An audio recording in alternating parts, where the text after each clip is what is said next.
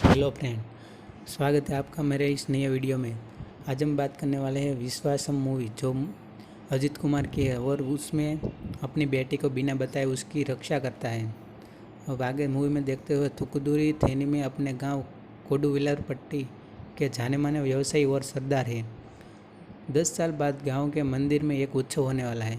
थुकुदुरी के परिवार और दोस्त थुकुदुरी की पत्नी और बेटी को देखने के लिए तरस रहे हैं। बहुत सोच विचार के बाद थुकुदुरी उनसे मिलने के लिए मुंबई जाने का फैसला करता है। यात्रा के दौरान थुकुदुरी के चाचा मेरिट और रोसामनी थुकुदुरी के वर्तमान जीवन से परेशान है और उसके जीवन के बारे में याद करते हैं। उनके अतीत के बारे में बात करें तो थुकुदुरी अपने गांव में एक खुशमिजाज आदमी और चावल मिल का मालिक हुआ करता था, जो समस्याओं से निपटने के लिए हिंसक तरीकों का इस्तेमाल करता था। कुछ गुंडों का पीछा करते हुए थुकुदुरी निरंजना नामक एक डॉक्टर से टकराता है, जो उसकी हरकतों को देखती है और उसके खिलाफ मामला दर्ज कराती है।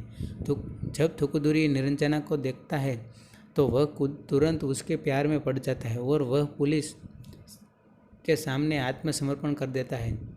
बाद में निरंजना को थुकुदुरी को छोड़ने के लिए मजबूर होना पड़ता है। जब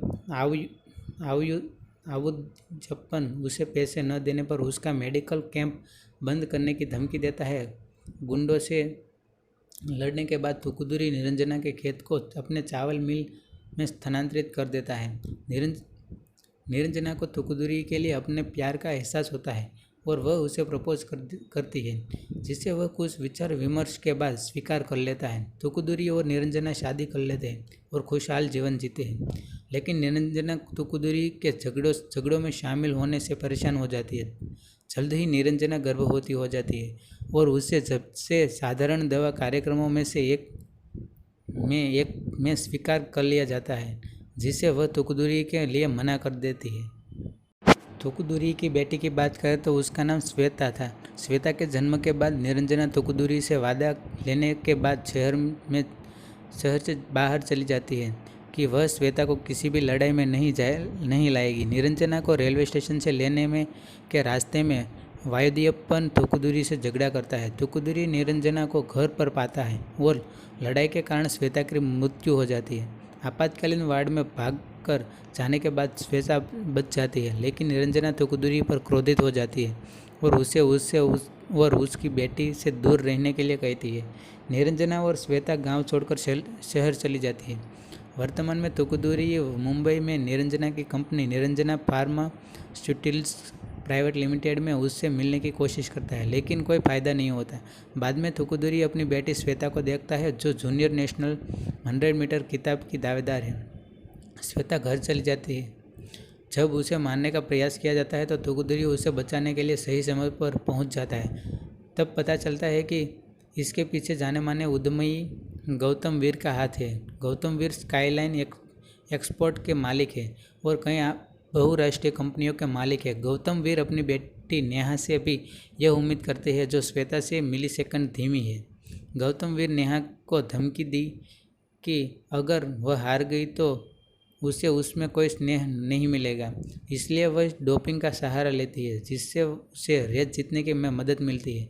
दुर्भाग्य से श्वेता को पता चल जाता है कि वो अधिकारियों को इसकी सूचना देती है। अपने पिता की प्रतिष्ठा और स्नेह की पूरी तरह से खत्म हो जाने के डर से नेहा आत्महत्या का प्रयास करती है, लेकिन इस प्रक्रिया में वह लकवाग्रस्त हो जाती है।